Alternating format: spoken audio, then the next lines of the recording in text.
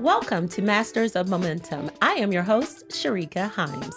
I'm your co-host, Roquita Coleman-Williams. And on today's episode, we are still discussing post-election recovery and resilience. Today, we are so thrilled to have with us Mauricio Calvo and Isabel González Whitaker. How are you both doing today? Doing well. Happy to be here with you guys on this beautiful set. Thank you so much. Good to have Absolutely. you. Thanks for having us. Thank you for being here. Listen, tell us a little bit about yourself, Mauricio. Absolutely. I was born in Mexico City. I tell people that I'm Mexico City by birth and Memphian by heart. I've been living in Memphis for 30 years. 30? I came when I was very young. No, I'm just kidding. No. A really social experiment. I'm the proud father of 3 amazing kids, teenagers, all of them. I'm an immigrant. I am a U.S. citizen as well. And I say that is important in the context of kind of where we are today. And I'm also part of the LGBT community. I'm the executive director of a nonprofit called Latino Memphis. We are doing work around immigration, doing social services, workforce development, and other things that we'll talk about it today. And I'm also past member of the Memphis Shelby County School Board of Education. Thank you so much for your service, and thank you for choosing Memphis as your home. We appreciate that. Isabel, tell us a little bit about you. Sure. I'm the Associate Vice President for Moms Clean Air Force and the Director of Eco Madres. And these are organizations that work to fight for clean air for our children around the country and here in Memphis. I'm a former journalist and a friend to Roquita, so I'm so excited to be here doubly. And I've transitioned from working on behalf of, I'd say, culture movement makers in terms of capturing their stories and telling their stories in some of the biggest platforms in the world, to pivoting to nonprofits and social impact work. I am the daughter of immigrants, and that very much informs everything that I do. I'm also the founder of the first park in the state of Georgia to be named for a Latino, the Sarah J. González Memorial Park, which is named after my mother. So I'm very proud of that. We are so excited about having you both here today because we are going to be talking about post-election recovery and resilience, specifically for inclusivity, right? And from a place of for Latinx members. And so I'm going to get into this first question. All right, can you share your experiences navigating post-election periods as Hispanic and Latinx leaders? And what strategies specifically have you found effective in reinforcing resilience in your community? Well, that's a great question. And I haven't gotten much sleep, I'll be honest with you. Both the worrying sort of aspects of what we're seeing with this administration and the threats that they are, I'd say, deploying to our community specifically are very worrisome, right? And we're seeing it in real time and up close and personal, right? And it's affecting people that we know near and far, not to mention creating tremendous anxiety for our children. And those of us who sort of have lived through various iterations of bad policy in the past. I mean, certainly what comes to mind immediately is children separated from their parents, children sleeping in cages, things that we are hopeful not to have to revisit. While we know that immigration is a very complicated issue, and certainly we don't want criminals in this country, I would like to think that we can lead with compassion and humanity. So from our perspective and representing 1.5 million moms as we do at Moms Clean Air Force, we're looking at it and servicing our community through the lens of climate migration.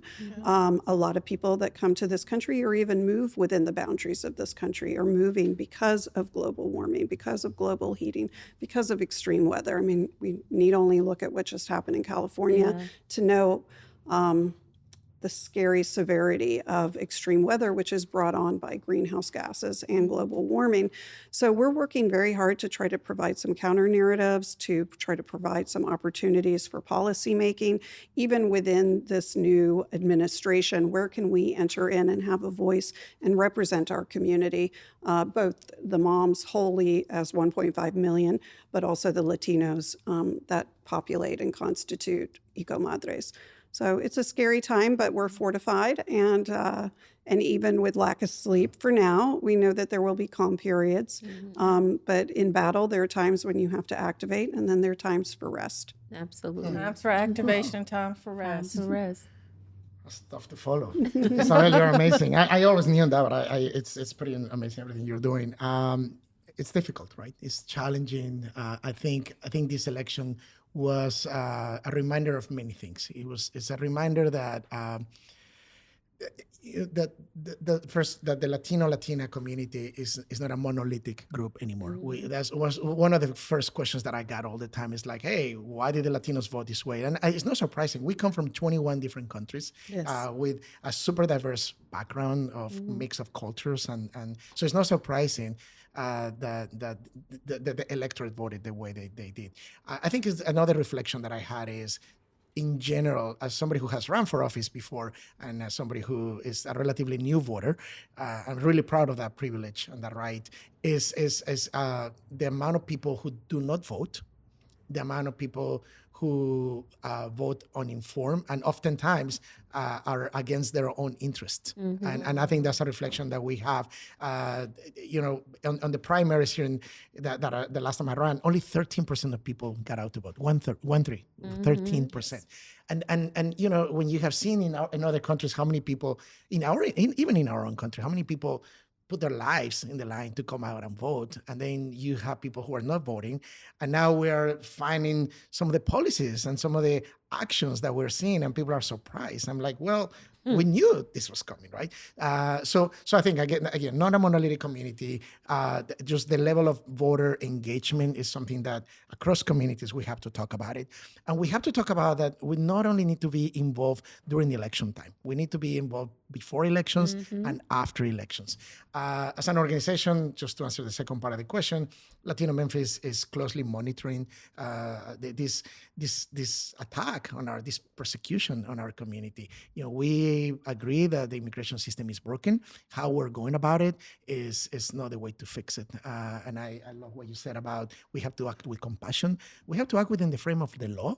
And I think I would love to hear more about constructive solutions. We're not hearing anything about constructive solutions. We're hearing about a radical enforcement that is going to impact our economy, our humanity, and many things to come. So happy to dive more into that. But my words for encouragement is for people to become engaged participants of the civic process, not just during the election, but before and after. Well, you raise a good point about constructive solutions, because that's what the Masters of Momentum podcast was birthed out of, is this overwhelming demand from leaders in our business at Polish. They're saying there's so much noise, there's so much diagnosis of what's wrong or what's going to be wrong, anticipatory anxiety around what's to happen, but we aren't seeing or hearing practical solutions. And so our clients are coming to us asking for constructive solutions because they can't activate business outcomes and resources within their organization unless they get people refocused on what the practical solutions are. So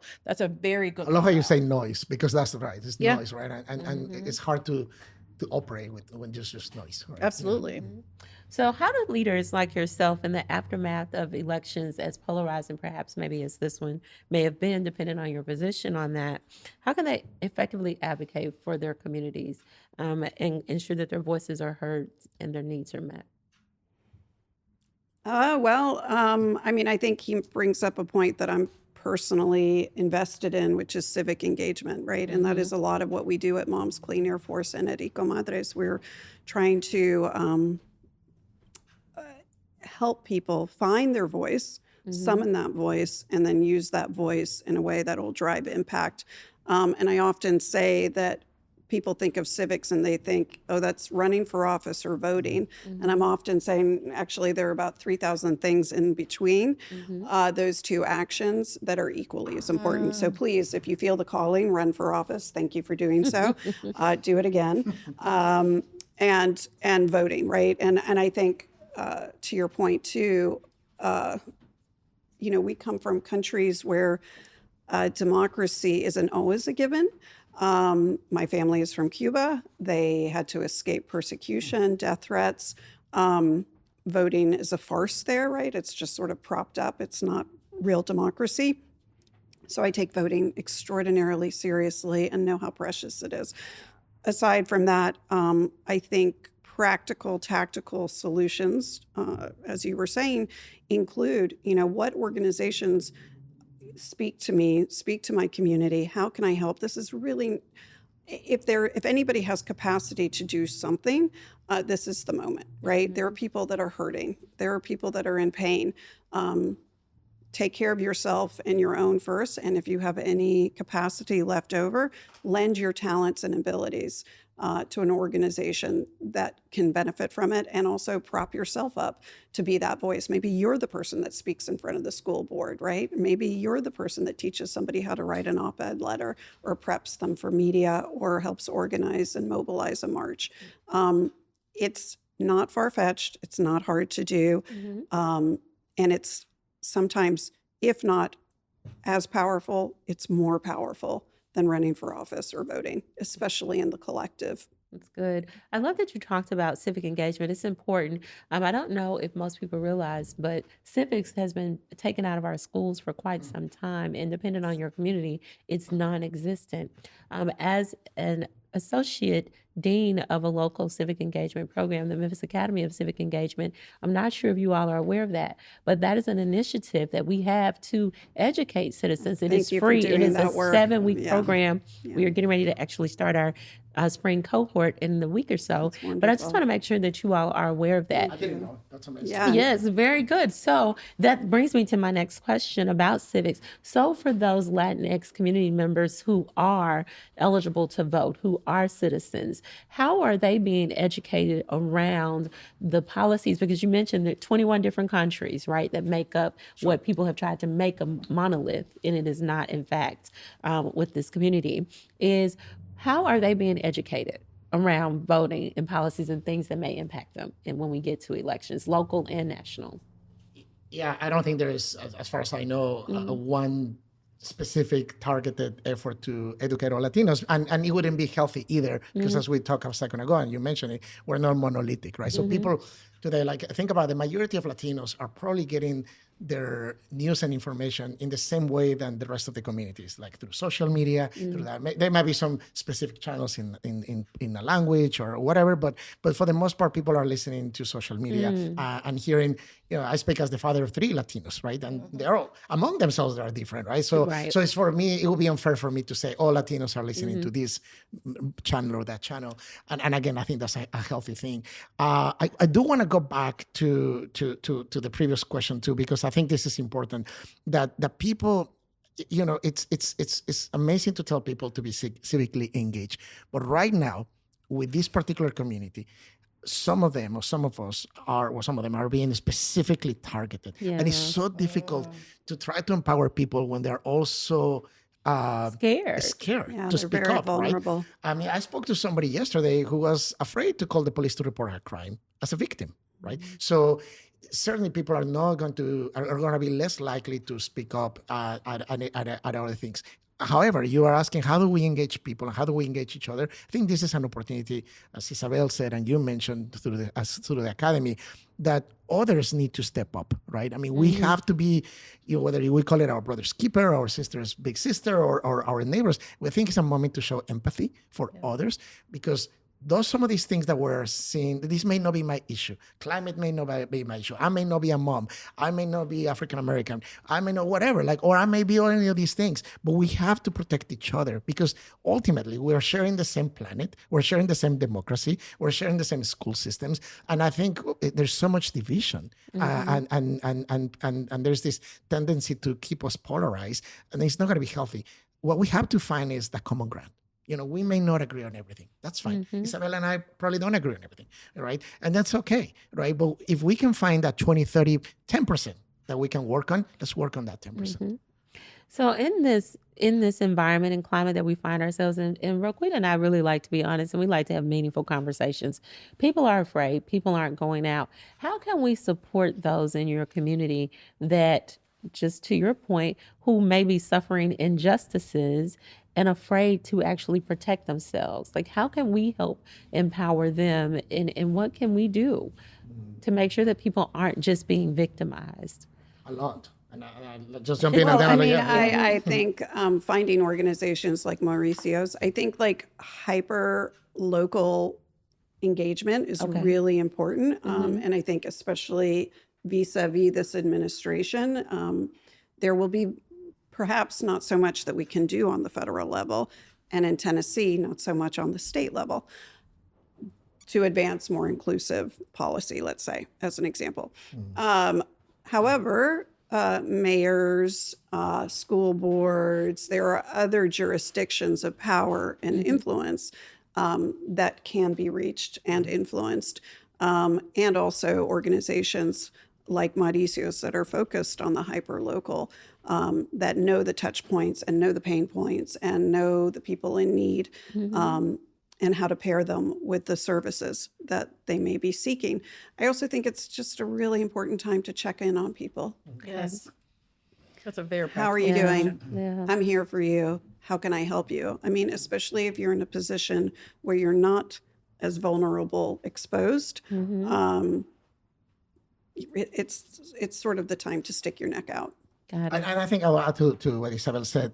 It's let's check on people, and let's also become informed on other issues, right? Okay. Because I need to understand what your issues are. So yes, I need to show compassion and empathy and solidarity, but part of that is also I need to educate myself and learning like what is this thing, because to your point earlier, there's so much noise, Yes. and it doesn't matter the topic, whether it's criminal justice reform or this. We can no longer say that's not my issue, or I don't know anything about it, or I just know what I heard on a reel that it was 10 seconds. Like we have to do our work. We have to do our homework. And you don't have to become an expert on every subject, but we have to do a little better. So we can do those 3,000 things that Isabel mentioned in a meaningful way. You have a lot of power. You have the power of vote. You can talk to other people. You can check on your neighbors, but it's important to educate yourself, and in order to be just a better informed advocate. So I want to ask a really practical question around that. So there are tons of issues that people need to be educated on, but in the context of this conversation, for someone tuning in, what 3 basic things do you all think that they need to be educating themselves on as a non-member of the Latinx community that would be helpful for us to support the community? Well, I'll start. Number 1, just because you're undocumented doesn't necessarily mean that you're a criminal. Okay. So please understand that, and that you do have rights in this country. Okay. Number 2, you take number 2. Number 2, I love how we're doing this. Number 2 is that the immigration system is broken. Like this ideology of just go and get in line. Like more immigrants are not citizens not because they choose not to. It's because for the majority of people in this country, there's nothing they can do to get a pathway for citizenship. So it's not that they don't want to. If there was a pathway, believe me, they would take advantage of that. Okay. And know your rights as a witness, right? You're allowed to photograph and take video of somebody getting approached by law and police enforcement and those institutions. You're allowed to bear witness. You're allowed to take notes. You're allowed to be an observer. That's one way to be a helper in situations. And that's also one way to show solidarity with the less vulnerable. I also think it's really important, and especially this speaks to our work where I sit. What are the root issues, right? Like immigration is a problem. Only in that climate is a major problem. And the majority of people coming are leaving situations where they can't feed their families because the land is arid, or there have been floods, or because there have been mudslides, or the gang warfare is motivated by the economic disparity that's been created by this climate disruption. Can we simultaneously solve more than one issue at a time? And I think that we have no choice but to, because the influx won't change. I mean, global migration's not going anywhere. Right. And super quickly on that note, just like we think about the reasons why people leave home countries, whether it's climate, wars, economic disparities, whatever, we also have to reconcile with ourselves and be honest and say that we have benefited from slavery, we have benefited from immigrants, so it is only right to do right on those things. We cannot benefit from, and we've seen that in history. I'm not telling you anything you don't know, Right. but I mean, we benefit from these systems and we choose not to fix them. What are resources 101? So you run into a novice, they're open-hearted. They say, okay, I can't influence policy, but I can influence the state of my heart. Where do they start? I think that change of heart is amazing, right? We need more people to have a change of heart, and that change of heart is, yes, and starts with you, and then do one of the 3,000 things that is, I'm going to keep quoting you on that. Like, check on your neighbor, go to vote, call your congressman. And I know for some people say, like, I don't even know how to call somebody, but We'll like, teach you. yes, right. I mean, do something with it. Like, So you know, it's show up much- to your right, yeah, right. it's Or, easy. or the next time you're in this family gathering and somebody makes a racist, homophobic, or anti-immigrant joke, correct them. Say, like, you know what you're talking about? Like, that's not cool, right? I mean, I think all of those things will eventually change our heart and our actions. So what I heard you say was we need to challenge ourselves around our apathy. Yes. Yes. You said it better than I did. No, Yes. actually, we need to challenge ourselves around our apathy, and we need to dial into the basic tenets of just humanness. Taking care of being our brother's keeper or our sister's keeper. So how can local leaders like mayors and state representatives, how can those leaders partner with the Latinx community to make sure that your voices are heard? And what can they do to help even mobilize the community who are not a part of your community to help move forward and support you all? Well, I think any effort that they do to do outreach, partnership, appoint people that, whose job it is essentially to engage the community. I mean, to Mauricio's point, I mean, we are not a monolith, and no outreach necessarily is going to be perfect or global, right? And apply to everybody within the community that they're trying to reach wholesale. But any effort, I think, is most of the time better than no effort. And I think also, as long as it's incorporated, and I think speaking to your business sensibilities, the bottom line, right? Yeah. Like, what are the metrics around this, right? What is the return on investment for this? And granted, that may not be financially, but how do we want to measure success as we endeavor? And I think, injecting and sort of embracing a strategy that's embedded in the infrastructure is better than just sort of, ad hoc exercises in altruism. Absolutely. That's good. I think although I don't want to just stay in the economic development space, it is one that everybody can relate to and everybody can understand. And President Trump made a specific promise to fix two things: to increase deportations and to fix the economy. And those two things contradict with each other. I think people are going to find really quickly that a fast and chaotic immigration deportation process will actually make the economy worse. So I think that's a case that we have to make with the business community and with local leaders too. You mentioned mayors and city councils and others, because a study of data after data and study after study shows that an increasing population in any city actually increase the tax base and the economy of that population, right? So it's this notion that people are taking jobs away is false, right? It's absolutely false. So I think what we can do with mayors and with business community and others is to have these very open conversations, and also be mindful that depending on the city, the state where you live, some of these conversations may have to happen behind closed doors. Like I will advise to some people that it's just better not to make a public statement sometimes. You have to be strategic, because you don't want to be a target of additional or unwanted attention. So, but nevertheless, that doesn't mean the conversation shouldn't happen, as you said. People do that. And I love what you said about inclusivity on their teams, because if people, I know we're in a time where diversity is under attack. It's good business practice, right, to have different views in your close circle, in your proximity to this issue. Because if you have people there, they're going to advise you, and they're going to connect you to others in their community. So whether they're public or behind closed doors, these conversations need to happen. All right. So we pride ourselves at Polish on educating business leaders that we have the opportunity to influence and or support.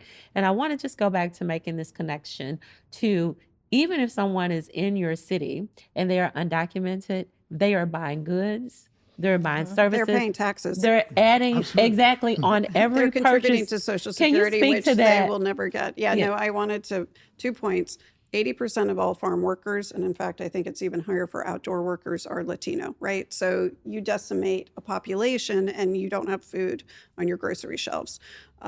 Secondly, I'd add to the list of 3 things. Number 4, undocumented and asylum seekers are paying taxes. They're paying for all, Tax, they're paying everything, right? So there's a sense of a freeloader sort of trope that just is absolutely And can you give some specifics of what they're categorically paying for? And because we want false. to educate people Yes. on, I mean, obviously, I have an accent. I have never anybody told me, "Oh, sorry, you have an accent. You don't have to pay sales tax." You know, every time you go to the grocery store, you pay, right? I know I look white until I open my mouth, point. but right, every single person pays property tax, whether they own a home or they're renting through the landlord. They're paying property tax. Every time that you go into I mean, every time a person moves into a place, it doesn't matter the race or ethnicity or origin. They are either renting an apartment, they're going to the grocery store. That creates jobs. I mean, this is economics 101. Like people understand this, right? That is, maybe not, Mauricio. Well, Maybe I that's mean, why we have so many then we have people bigger not problems, showing up right. to vote. Right. Right. I mean, it is. So yes, to what Isabel is saying about all the essential workers, and we saw that during the pandemic, right? And I shouldn't be saying that every immigrant is doing essential work. I think everybody does some kind of essential work, but the point is that if we take people who are building and caring and farming, like that's a fundamental part of our economy. I think we have to expand the definition of skilled workers, because a lot of times there's, even among immigrants, there's this debate about, oh, we're okay with immigrant visas but non-skilled. Like, everybody has a skill. I could not build a house for anything, right? So somebody who's building something obviously has a different set of skills. So people are contributing to that. You know, the moment you stop that, I mean, there was a movie years ago. It was like this kind of funny idea, but it was called A Day Without a Mexican. Without Mexicans. Really? A Day Without a Mexican. With Okay. A Day Without Mexicans. And it's a movie maybe from the 90s or something. And magically, all these people were disappearing. And I think there's like a visual representation of what could happen if African Americans were here, or women, or Mexicans, or Latinos. And that was the name of the movie. I know we come from so many different places, but the idea is that everybody's essential to this economy.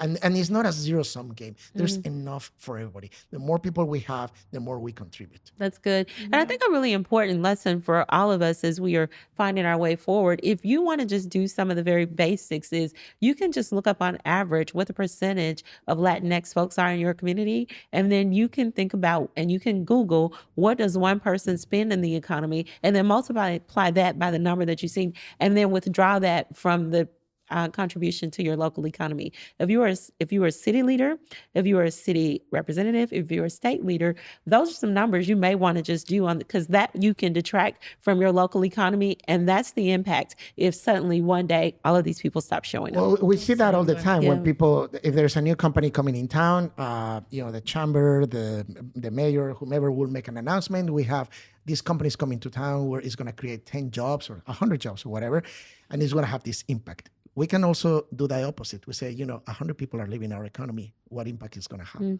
right? I think it's Into really attracting important. industry. Right. Yeah, I think it's really important to that. And to close the loop on the point I was making is I want you to also, and for those folks who are novice, to Roquita's earlier point, who are trying to find your position on this, is to, Isabel mentioned earlier, not all immigrants are criminals. They're not all disruptive, and not all citizens are law-abiding. Do your math with that. But so do that math, deduct that from your local economy, and then ask yourself, can your city survive without that? But then you need to add in an additional 30% that you don't even know exists, because they're contributing to your local economy. Then I want you to ask yourself, if you're like, they're taking my jobs, I want you to ask yourself, of those jobs that you just deducted, they couldn't get because they weren't documented, who's now going to do them? Because that's the impact to our local economy. It's not just going to show up on our shelves. It's going to impact your business and your cozy office. If you're sitting at home snuggling on your couch, it's going to impact all of it. So I just wanted to make that point, because I think it's important for us to have practical points. And we are not of the position, I don't want to speak for you, I am not of the position where I don't think that we need some level of immigration reform. What I do know is that we need basic humanity, we need basic compassion, and we need to figure out a solution with all people at the table to say, how do we move our way forward? This is the mess we're in, and there is no one policy fail swoop that's going to fix it. Yeah. It's going to be many iterations. It's going to be a slow, like molasses process, but we can move forward and we can get to better. I think mostly I represent the notion that the leaders that we work with lead with open hearts. Yeah. They lead with open hearts, and their desire is to build emotional intelligence and to expand emotional intelligence, because that's the desired outcome in order to have a well-performing, inclusive organization. And to build emotional intelligence, you have to lead with curiosity. So wherever they are in terms of their political views, their policy views, one thing I have a confidence in is that the leaders that we work with want to understand more and want to cut through that noise to figure out how do they become better stewards of information so that they could be better at leading their entire organization, which happens to be, most of our organizations are very diverse. Very good. Well, we would be doing ourselves a disservice if we didn't talk about how the Latinx community can leverage your cultural strengths. So in what ways can cultural values and tradition within your communities, there are 21 countries represented, I want to just reemphasize that, be leveraged to enhance resilience and recovery post-election? One of the things that I draw on, well, first of all, I invoke my mother a lot when she used to tell me, and at the time I didn't understand, I mean, I was young and naive, that our diversity is our asset and our multilingualism, our plurality is our asset.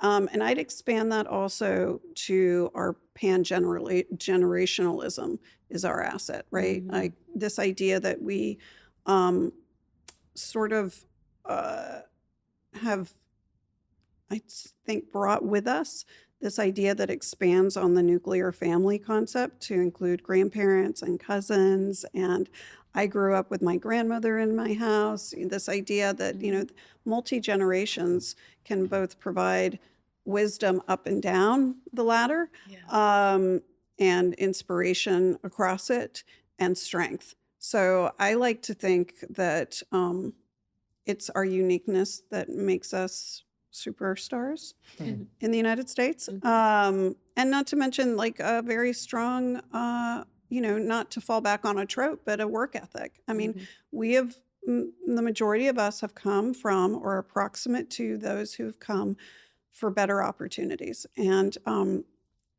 we believe strongly in the ideals of this country and the original, I'd say, better ideals of what this country could be, and want to contribute to that. And so, this idea that we are somehow working against that, I think is really runs contrary to the reason why so many of us ended up here in this country. We want to benefit from and contribute to what makes this country so incredibly great.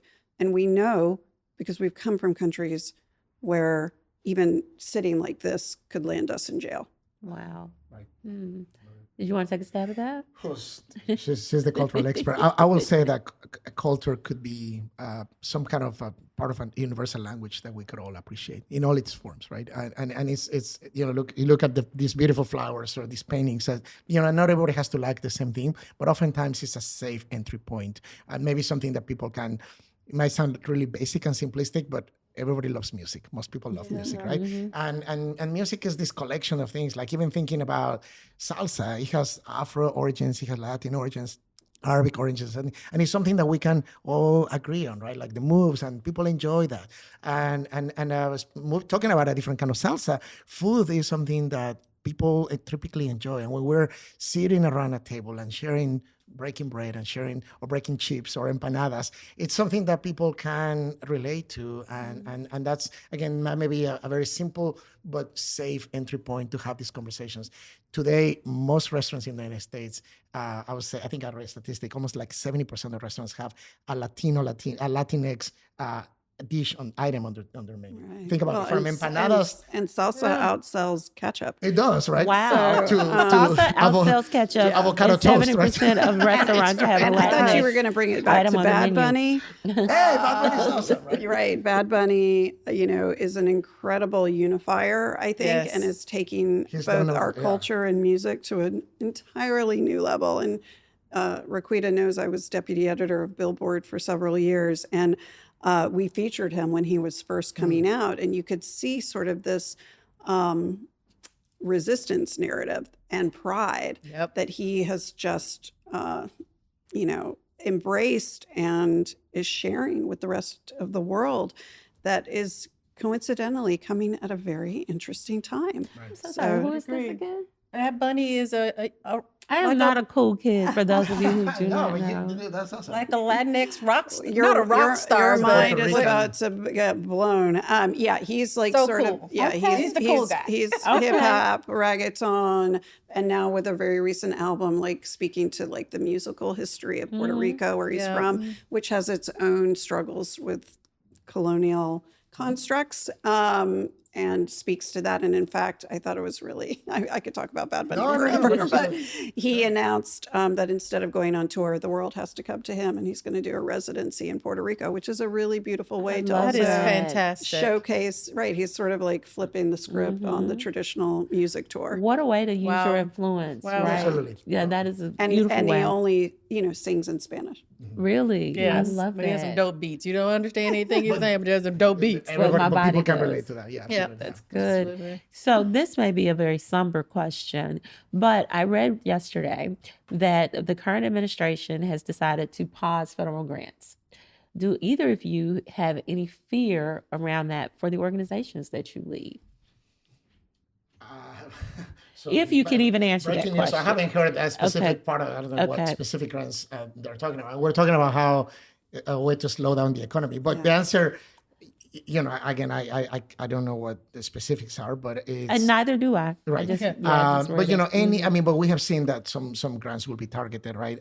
Yes, absolutely, it will have an impact on organizations such as ours, and but we have proven to be resilient in the past, and it's a reminder that we don't have a king in office, right? I mean, it's ironic. I did a little segment yesterday with a station from the UK, and somehow just ended up how talking about how they founded this country because people were pushing back against the idea of a king, and now it seems like we have an unhinged and unchecked power here. So it's ironic. So I mean, yes, the stopping grants will have an impact not only on our economy, but I mean not only on organizations such as ours, but in millions across the country, and employees and people who depend on them, who are doing good work, who are doing the work that in other places is done by government, just to continue to move our society forward. Yeah, we just issued a statement. So Medicaid,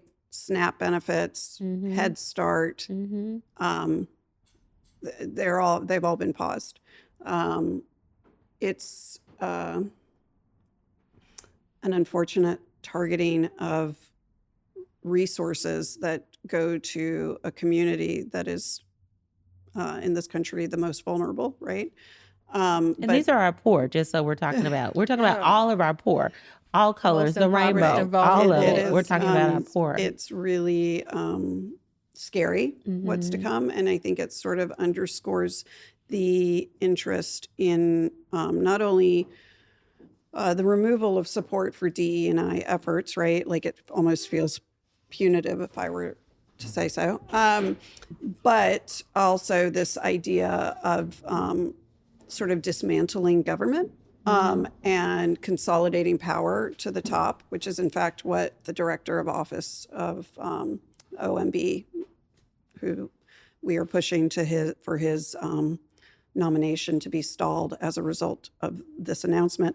That is the intention. It was written in Project 2025, the outline for what we are seeing here today. But it is very scary. It's going to have immediate impacts here in Memphis. It'll have immediate impacts on family members that benefit from these programs. I think as I was pulling up, Representative Maxwell Frost had just realized that the 3.8 million people in his state that benefit from Medicaid can no longer access Medicaid because the website has been temporarily shut down. So, I mean, it's really bad. And nonprofits like ours that may have previously benefited from government grants and government funding will have to adjust accordingly, which really, again, sort of redirects the onus on people to come together and help. And really, as I started off this conversation, like it's time to stand up. Yeah.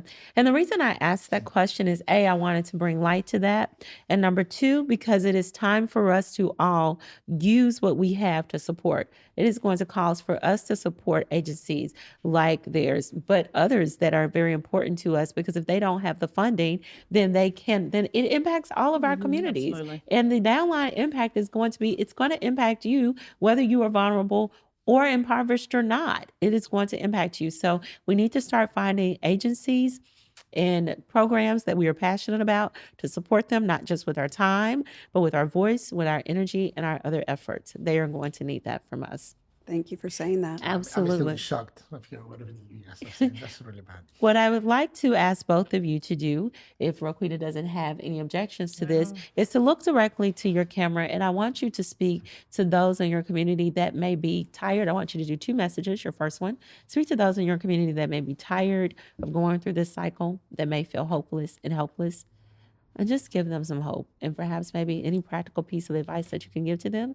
And then secondly, I'd like for you to speak to those in the community that are on the fence about immigration reform and who may be open to changing their position on the ways in which we approach that. Do you want to go or you want me to? I'll go first. So this message is for our community, and therefore I'm going to say it in Spanish, if it's okay. Oh, that's So- beautiful. Yes. A nuestra comunidad le queremos decir que sigamos adelante, que no nos demos por vencidos, que aunque estos son momentos difíciles, llegamos a este país después de muchísimos sacrificios y que la unidad hace la fuerza, que tenemos que seguir creyendo en ese sueño que nos impulsó a llegar aquí por primera vez y ojalá tuviéramos una varita mágica para solucionarlo todo, pero seguir adelante. So basically I'm saying, let's stay resilient. Let's remember what brought us to this country in the first place and continue to have the hope that we can continue to move forward. I wish we had a magic wand to fix it. We don't, but we have each other and we have to continue to move forward.